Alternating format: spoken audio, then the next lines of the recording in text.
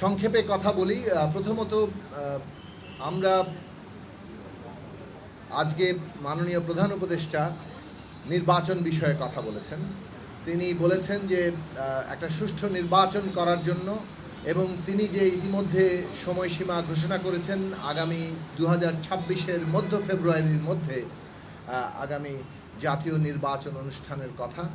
এই জাতীয় নির্বাচন অনুষ্ঠান করতে তার সরকার বদ্ধপরিকর এবং তারা একটা সুষ্ঠু গ্রহণযোগ্য নির্বাচন আয়োজন করতে চান, উৎসবমুখর নির্বাচন আয়োজন করতে চান। জনগণ যাতে অবাধে বিনা ভয়ে তারা ভোট দিতে পারে এবং সকল প্রার্থীরা তারা যাতে নির্বাচনে প্রার্থিতা করতে পারে কোনো ভয়, কোনো রকম চাপ, কোনো রকম প্রতিকূল পরিস্থিতি ছাড়াই, সেটা তার সরকার অঙ্গীকারাবদ্ধ। সেই ক্ষেত্রে তিনি রাজনৈতিক দলগুলোর কাছ থেকে পরামর্শ চেয়েছেন, তিনি সহযোগিতা চেয়েছেন। সেই পরিপ্রেক্ষিতে আমরা যেটা বলেছি যে আমরা দুটো বিষয়কে এখন নির্বাচনের ক্ষেত্রে একটা গুরুত্বপূর্ণ বলতে পারেন যে বিষয় যেগুলো আমাদের জন্য সমস্যাজনক হয়ে উঠতে পারে সেই বিষয়ে আমরা চিহ্নিত করেছি। একটা হচ্ছে যে এই সরকারের যে অন্তর্বর্তী সরকার যেভাবে রাষ্ট্র পরিচালনা করছে, রাষ্ট্রীয় প্রতিষ্ঠানগুলো পুনর্গঠনের যে কর্তব্য তাদের সামনে ছিল, সেই পুনর্গঠন যথার্থ হয়নি এবং পুনর্গঠন যথার্থ হয়নি বলেই সারা দেশে আইন শৃঙ্খলা পরিস্থিতি, তারপরে নানাভাবেই যে প্রতিষ্ঠানগুলোর ভূমিকা সেগুলো নানা রকম প্রশ্নের জন্ম দিচ্ছে। যেমন আপনারা জানেন যে নীলফামারীতে একজন শ্রমিক ইতিমধ্যে নিহত হয়েছেন এবং সেখানে একটা বড় আকারে শ্রমিকদের দাবির পরিপ্রেক্ষিতে ব্যাপক এক ধরনের আইন শৃঙ্খলা বাহিনীর তারা সেখানে আক্রমণ করছে। নুরুল হক নূরের ঘটনার উল্লেখ হয়েছে এবং এই সব বিষয়ে রাজনৈতিক মহলে একটা অনিশ্চয়তার জায়গা তৈরি করছে। এখন এই ক্ষেত্রে রাজনৈতিক দলগুলোর মধ্যেও নানা ধরনের বিরোধের জায়গা তৈরি হতে পারে। ফলে আমরা মনে করছি যে পরিবেশের প্রশ্নটি নির্বাচন আয়োজনের ক্ষেত্রে সবচেয়ে গুরুত্বপূর্ণ প্রশ্ন হয়ে উঠবে এবং এটাই একটা বড় বাধা হয়ে উঠতে পারে। ফলে আমরা সরকারের কাছে আহ্বান জানিয়েছি, আমাদের দলের পক্ষ থেকে আমরা যে প্রস্তাবটি তুলেছি সেটা হচ্ছে যে আন্দোলনকারী রাজনৈতিক দলসমূহ, অন্ততপক্ষে যারা ঐকমত্য কমিশনের প্রতিনিধিত্ব করছেন, এই রাজনৈতিক দলগুলোকে নিয়ে এবং সরকার এবং নির্বাচন কমিশনের প্রতিনিধিদের নিয়ে এমনভাবে একটা নির্বাচনের পরিবেশ এবং যে পরিস্থিতি সেটার সমন্বয় করার জন্য, সেটার মনিটর করার জন্য একটা কমিটি গঠন করা দরকার। এই সমন্বয় কমিটি পুরো পরিস্থিতি মনিটর করবে। দেশের কোথাও যদি কোনো সংঘর্ষ হয়, কোথাও যদি কোনো সমস্যার সৃষ্টি হয়, পরিবেশ বিঘ্নিত হয়, তারা সেই রিপোর্ট করবে এবং সরকার, রাজনৈতিক দল, নির্বাচন কমিশন ঐক্যবদ্ধভাবে এইটাকে একটা মোকাবেলা করবেন। সেই ক্ষেত্রে রাজনৈতিক দলগুলোর যে ডিরেকশন, এটা আসলে একেবারে প্রান্ত পর্যন্ত সেটা যেতে পারে। ফলে পরিবেশের এই প্রশ্নটি ঠিক করার জন্য এটা এমন নয় যে নির্বাচনকালীন সময়ে জানুয়ারি মাসে, ফেব্রুয়ারি মাসে গিয়ে এটা আসলে করতে হবে। এই সেপ্টেম্বর মাসেই আমরা এটা দাবি করেছি যে এটা গঠনের উদ্যোগ নেওয়া দরকার এবং এখন থেকে এটা কাজ শুরু করা দরকার, যাতে করে নির্বাচনের প্রস্তুতিকালীন সময়েই সবচেয়ে কম সমস্যার সৃষ্টি হয় এবং সেগুলো আমরা সমাধান করতে পারি। ফলে এটা একটা বড় প্রশ্ন। দ্বিতীয় প্রশ্ন যেটা হচ্ছে যে বিচার এবং সংস্কারের কথা আমরা বলে এসেছি, বিচার অব্যাহত রাখা এবং বিচারকে আরও দৃশ্যমান করা, এটা একটা যেমন জরুরি, তেমনি সংস্কার তো ঐকমত্য আমরা হয়েছে, কিন্তু বাস্তবায়ন কিভাবে হবে এটা নিয়েও কিন্তু রাজনৈতিক দলগুলোর মধ্যে একটা বিরোধের জায়গা আছে, সেটাও আমাদের নিরসন করার জায়গা দরকার। আমাদের প্রস্তাব হচ্ছে যে সমস্ত সংস্কার প্রস্তাব আমরা সবাই ঐকমত্য হয়েছি কিন্তু সেগুলি সংবিধানের সাথে সংশ্লিষ্ট নয়, এই সব সংস্কারগুলো এই অন্তর্বর্তী সরকারি অর্ডিন্যান্সের মাধ্যমে কার্যকর করতে পারে। পরবর্তী নির্বাচিত প্রতিনিধিরা এইটাকে র্যাটিফাই করবেন। দ্বিতীয় প্রশ্নে আমরা বলেছি যে সংবিধান সংশ্লিষ্ট প্রশ্নগুলোর মধ্যে যেসব বিষয়ে পূর্ণ ঐকমত্য তৈরি হচ্ছে সেইগুলো আগামী নির্বাচিত জনপ্রতিনিধিরা বাস্তবায়ন করতে বাধ্য থাকবেন। এই রকম কোনো একটা আইনি বাধ্যবাধকতা তৈরি করা যেতে পারে। আমরা এটার জন্য ইতিমধ্যে ঐকমত্য কমিশনেও বলেছি যে সরকার এই ক্ষেত্রে প্রয়োজনে আদালতের পরামর্শ নিতে পারে, নিয়ে এই অন্যদিকে সংবিধান সংশ্লিষ্ট যেসব প্রশ্নে ঐকমত্য হয়নি, নোট অফ ডিসেন্ট আছে, আপত্তি আছে, মতপার্থক্য আছে, এইটা ফয়সালা করবে জনগণ। জনগণের ভোটের মধ্য দিয়ে, নির্বাচনের মধ্য দিয়ে এটার ফয়সালা হবে। অনেকের অনেক রকম দাবি আছে এবং আমরা দেখছি এই সমস্ত রাজনৈতিক দলের দাবিগুলো নিয়ে একটা বিরোধের জায়গাও সৃষ্টি হয়েছে।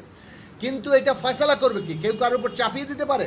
শান্তিপূর্ণ গণতান্ত্রিক উত্তরণে কারো দাবি কেউ কারোর উপর চাপিয়ে দিতে পারে না। জুলাই গণঅভ্যুত্থান একটা সমষ্টিগত উদ্যোগের ফসল, জনগণের সংগ্রামী অংশগ্রহণ, আত্মত্যাগের উপর দাঁড়িয়ে জুলাই গণঅভ্যুত্থান হয়েছে। কাজেই সেখানে কোনো একটি পক্ষ তার কথা মতো সমস্ত কিছু চাপিয়ে দিতে পারে না। জনগণই শেষ পর্যন্ত নির্ধারণ করবে কোনটা শেষ পর্যন্ত সঠিক কিংবা কাকে তারা বিজয়ী করবেন। ফলে নোট অফ ডিসেন্ট সাধারণভাবে যে সমস্ত আমাদের বিভিন্ন দলের প্রস্তাব আছে কিন্তু যেগুলো ঐকমত্য হয়নি, সেইগুলো মীমাংসা করা আগামী নির্বাচনে হবে। যারা সংখ্যাগরিষ্ঠ হবেন সেই অনুযায়ী সেই পরিবর্তনগুলো হবে এবং চলবে। এবং আমরা আরেকটি প্রশ্ন বলেছি যে সংস্কার যাই ঘটবে সেটা যাতে টেকসই হয়, কেননা সংবিধানের মৌলিক সংস্কার এটা টেকসই করতে গেলে এটা কেবলমাত্র সংশোধনী দিয়ে হবে না।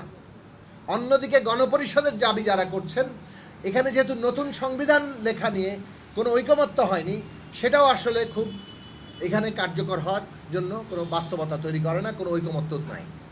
সংস্কারই একমাত্র প্রশ্ন যেখানে সকলের ঐকমত্য আছে এবং বিদ্যমান সংবিধানের মৌলিক সংস্কার আমরা করার বিষয়ে অনেকগুলো প্রশ্নে আমরা একমত হয়েছি। এই মৌলিক সংস্কারটা জনগণের অনুমোদন নিয়ে, এখতিয়ার নিয়ে আগামী সংসদ যাতে করে, সেইটার জন্য আগামী সংসদ নির্বাচনের নাম হওয়া উচিত সংবিধান সংস্কার পরিষদের নির্বাচন। এটা একই সাথে সংবিধানের মৌলিক সংস্কারের অনুমোদন পাবে, অন্যদিকে 5 বছর ধরে জাতীয় সংসদ হিসাবে সরকার গঠন এবং রাষ্ট্র পরিচালনার কাজও করবে। এই দুটো বিষয় একসাথে ক্ষমতাপ্রাপ্ত জনগণের কাছ থেকে হয়ে তারা এটা করতে পারে। এই সব প্রশ্নগুলো আমাদের প্রস্তাব যৌক্তিকভাবে আমরা তোলার চেষ্টা করেছি। আমরা চাই এটা ন্যূনতম জাতীয় ঐক্যের মধ্য দিয়ে একটা গণতান্ত্রিক উত্তরণ যাতে আমরা করতে পারি। বিচার সংস্কার নির্বাচন এই গণতান্ত্রিক উত্তরণের জন্য অপরিহার্য। বিচার সংস্কার নির্বাচন এবং নির্ধারিত পথরেখায়, অর্থাৎ সরকার যা যা পথরেখা তৈরি করেছেন সেই পথরেখায় বিচার সংস্কার নির্বাচন মধ্য ফেব্রুয়ারির মধ্যে আগামী 26-এ, এইটা বাংলাদেশের এখন প্রধান জাতীয় স্বার্থ। একে ক্ষতিগ্রস্ত করে এমন যে কোনো তৎপরতা আমাদের জাতীয় স্বার্থের বিরুদ্ধে যাবে। ফলে নির্বাচনকে কোনোভাবে ক্ষতিগ্রস্ত করে এমন কোনো তৎপরতা কোনো পক্ষ করবেন না। রাজনৈতিক দলগুলো এই বিষয়ে সচেতন থাকবেন, সজাগ থাকবেন, কেননা তাদের মধ্যকার বিরোধ এই অবস্থাকে একটা অত্যন্ত খারাপের দিকে নিতে পারে, বড় খাদের দিকে নিতে পারে। আমরা এই সব প্রশ্নগুলো বলেছি। আমরা বলেছি আরও প্রয়োজনীয় পরামর্শ এবং আমাদের প্রস্তাব সুনির্দিষ্ট করে আমরা দেব। মাননীয় প্রধান উপদেষ্টা বলেছেন আজকের বৈঠক কেবল শুরু মাত্র, তারা আরও বসবেন এবং আমরা তখন এই আলোচনাগুলো করতে পারবো। আমরা বলেছি রাজনৈতিক দলগুলোর মধ্যে আলাদা আলাদা এভাবে না বসে একসাথে বসার জন্য কোনো রকম শ্রেণী বিভাগ করা, কে বড় ছোট কিংবা কাউকে দাওয়াত করা কাউকে দাওয়াত না করা, এইসব প্রশ্নগুলো অন্তর্বর্তী সরকারের পক্ষপাতমূলক আচরণ হিসেবেই গৃহীত হবে। কাজেই কোনো রকম পক্ষপাতমূলক আচরণ যাতে অন্তর্বর্তী সরকার না করে তার জন্য আমরা তাদেরকে অনুরোধ করেছি। ধন্যবাদ।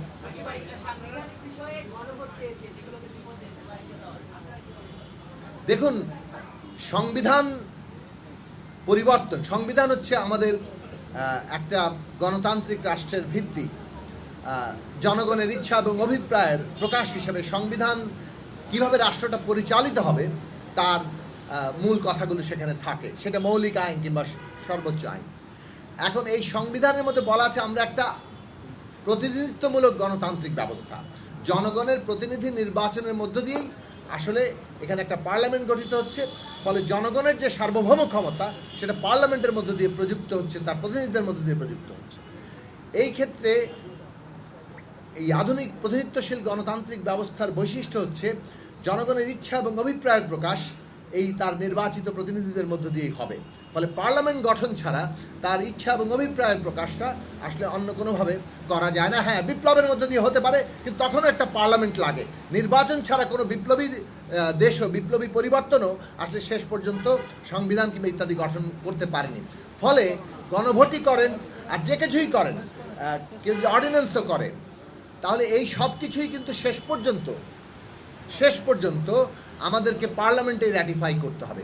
সুতরাং একটা পার্লামেন্ট ছাড়া কোনোভাবেই আমরা সংবিধানের এই মৌলিক সংস্কারকে শেষ পর্যন্ত চূড়ান্ত কিংবা সম্পন্ন করতে পারবো না।